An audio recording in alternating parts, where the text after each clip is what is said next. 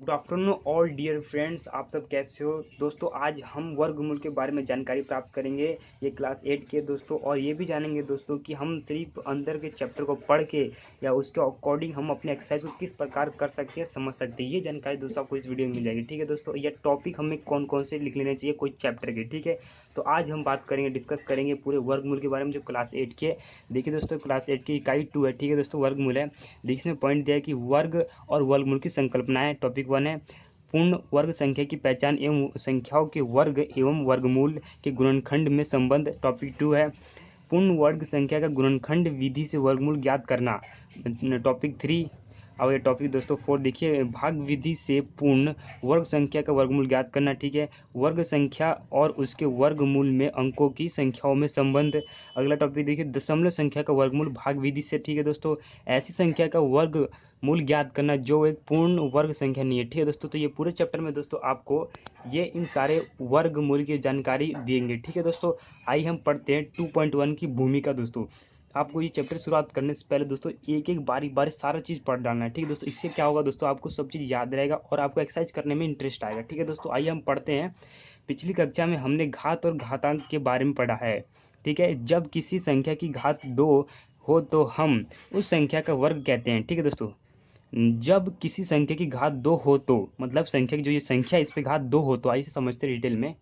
दोस्तों कहने का बस यही अर्थ है कि जिसके हमारे पास 2 है, इसकी पावर जो 2 है तो इसकी घात 2 है, तो ये दो घात 2 के बारे में भी बोल रही है, इस प्रकार संख्या को बोल रहा है। ठीक है तो यहाँ पे ये कह रहा है। ठीक है दोस्तों, जब किसी संख्या की घात 2 हो तो हम उसे वर्ग कहते हैं। तो यहाँ पे दो आगे दोस्तों, ये वर्ग की डेफिनेशन इसे मार्क कर लीजिए, कोई नोटबुक में आप लिख लीजिए। ठीक है, अब देखिए 2 का ये घात है दोस्तों, 2 की घात 2 को 2 की घात 2 या 2 का वर्ग कहा जाता है। ठीक है दोस्तों, स्पष्ट की यह कि 2 का स्क्वायर कहते हैं दोस्तों इंग्लिश में। ठीक है, का अर्थ 2 गुणा 2, मतलब कि देखिए दोस्तों जो इसका 2 का पावर 2 है तो इसका ये अर्थ होता है 2 गुणा 2। ठीक है दोस्तों, ये बेसिक जानकारी है वर्गमूल के बारे में। ठीक है दोस्तों, जब यदि किसी दी गई संख्या के बारे में यह पता करने के लिए वो कौन सी संख्या है जिसका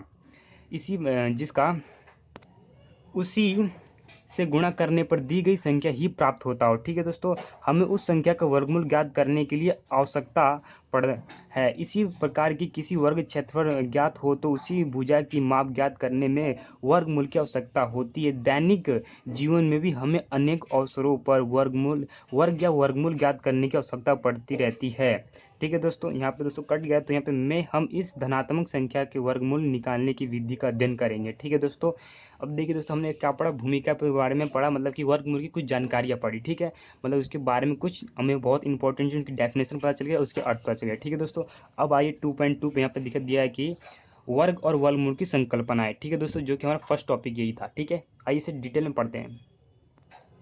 दोस्तों 2.2 में दिया हुआ है कि आप जानते हैं कि यदि किसी संख्या को उसी संख्या से गुणा करें तो गुणनफल से प्राप्त संख्या को गुणा की गई संख्या का वर्ग कहते हैं, वर्ग कहते हैं। जैसे देखिए दोस्तों यहाँ पे 5 गुणा 5, तो यहाँ पे 25 होता है, तो यहाँ पे क्या लिखेगा 5 का स्क्वायर लिखा है, जो मतलब 5 की घात 2 लिखा है। ठीक है दोस्तों, यहाँ पे 6 गुणा 6 इसका टू 36। ठीक है दोस्तों, तो इसका स्क्वायर लिखा है। ठीक है, 7 गुणा 7 इसका 49 इक्वल टू 7 का भी स्क्वायर लिखा है। तो लीजिए उपयुक्त कथनों में यह कहा जाता है कि 5 का वर्ग 25 है तो 6 का वर्ग 36 है, तो 7 का वर्ग इस प्रकार किसी संख्या की घात 2 मतलब घात 2 को उस संख्या का वर्ग कहते हैं। ठीक है दोस्तों, मतलब कहने का ये अर्थ है दोस्तों, अगर हम देखिए हमें लिखा है कि 5 गुणा 5 है, इसको हम गुणा करते हैं तो 25 होता है, तो हम इस जो संख्या को इसको हम इस प्रकार लिख सकते हैं कि इसका यही अर्थ होता है कि 2 बार गुणा हो रहा है।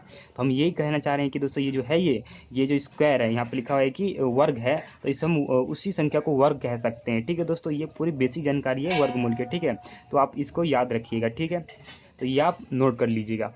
आइए नेक्स्ट पेज पे चलते हैं। दोस्तों नेक्स्ट पेज दिया गया निम्नलिखित आकृतियों को ध्यान से देखें तथा नीचे लिखे गए प्रश्नों को उत्तर सोचकर बताएं। ठीक है, फर्स्ट क्वेश्चन बताइए उपयुक्त आकृति में कितने भाग हैं।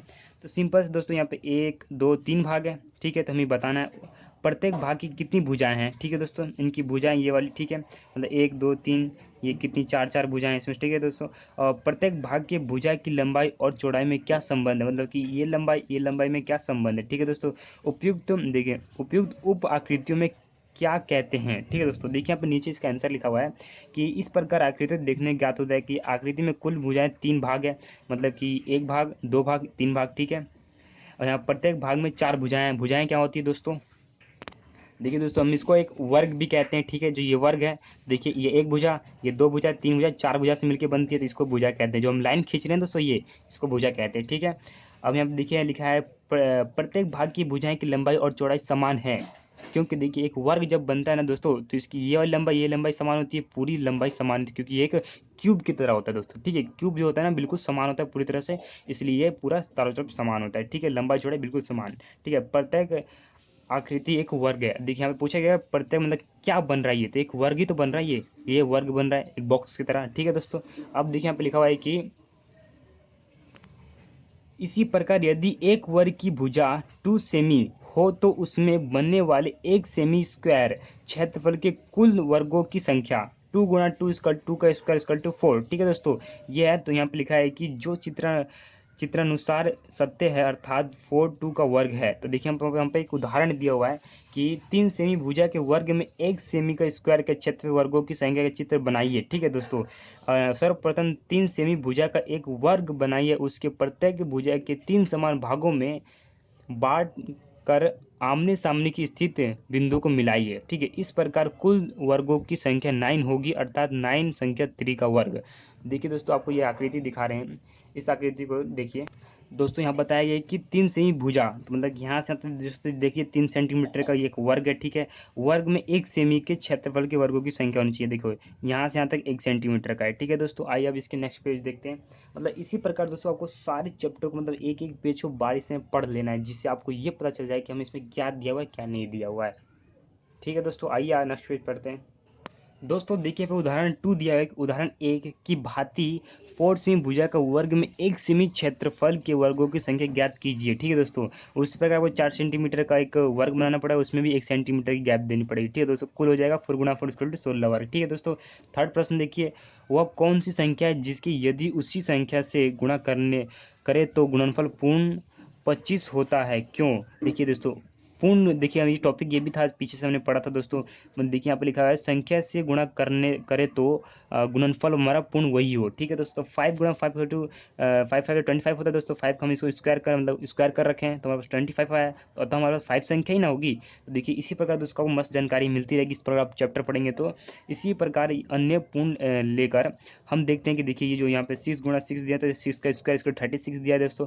7 गुणा 7 इसको 7 का स्क्वायर इसको 49।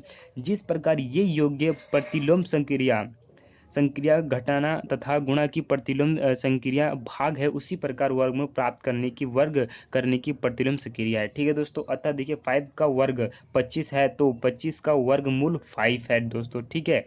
यहाँ पे सब चीज़ लिखा है, ठीक है दोस्तों। आप देखिए नीचे देखिए यहाँ पर शून्य का वर्ग शून्य है और शून्य का वर्गमूल भी शून्य ही होगा दोस्तों, ठीक है। अब देखिए दोस्तों यहाँ पे नीचे इंपॉर्टेंट चीज़ दिया गया, आइए इसे हम पढ़ते हैं दोस्तों। यहाँ पे लिखा है हम पढ़ चुके हैं कि वर्ग का क्षेत्रफल तो भुजा गुणा भुजा इक्वल टू भुजा का स्क्वायर होता है दोस्तों। ये देखिए बहुत इंपॉर्टेंट क्वेश्चन है दोस्तों, बहुत इंपॉर्टेंट चीज़ हमें मिला है दोस्तों, ये जो लाइन कर रहा हूँ दोस्तों। इसे आप फेयर में कहीं और अन्य कॉपी में नोट कर लिया, हेडलाइन मार्कर से कुछ इसे डार्क कर दीजिए, आपको याद रहे। इसी प्रकार वर्ग की एक भुजा का माप उसी वर्ग का क्षेत्रफल का ही वर्गमूल होता है, ठीक है दोस्तों। वर्गमूल के चित्र ये देखिए जो रूट लगा ना, तो ये देखिए इसे रूट बोलते हैं दोस्तों, इसे प्रदर्शित करते हैं, इसकी ये साइन है, वर्गमूल का ये साइन है, ठीक है दोस्तों। देखिए आप लिखा है 5 का रूट का अर्थ होता है 25 का वर्ग, इस प्रकार, ठीक है दोस्तों। तो ये जो बेसिक जानकारी दोस्तों ये आपको हाईलाइट कर लिया, मार्कर से लिख लीजिए, जो आपको याद रहे। ये आपको हर क्लास 9, 10, 11, 12 में मिलती रहेंगी, ये आपके दैनिक जीवन में भी कार्य में मिलती रहेगी दोस्तों। ये वीडियो अभी यहाँ तक, ये पार्ट 1 है दोस्तों, पार्ट 2 जल्दी लेके आऊँगा दोस्तों। ये वीडियो जरूर देखिए दोस्तों, लिंक हम दे देंगे नीचे, ठीक है दोस्तों। थैंक्स दोस्तों। चलिए दोस्तों नेक्स्ट वीडियो में मिलते हैं, यही पार्ट आगे बढ़ाएंगे दोस्तों, ये पार्ट 1 है, ठीक है दोस्तों। थैंक यू सो मच दोस्तों, जरूर देखिएगा वीडियो।